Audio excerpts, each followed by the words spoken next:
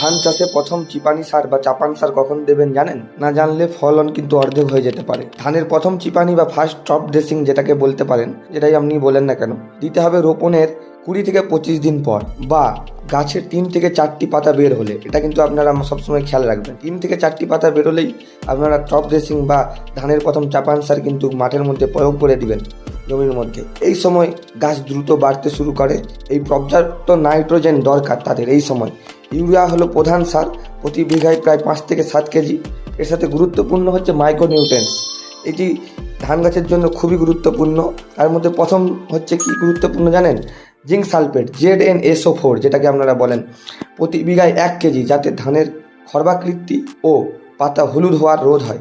Boron boron কী কাজ করেন জানেন?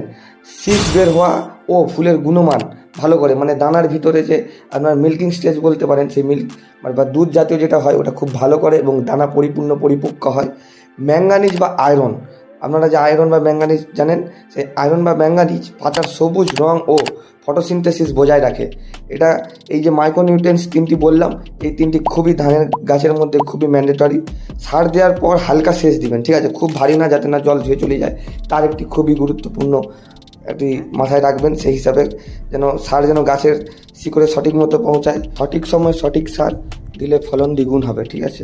এমন দরকারি কৃষি তথ্য পেতে আমাদের চ্যানেল সাবস্ক্রাইব করুন।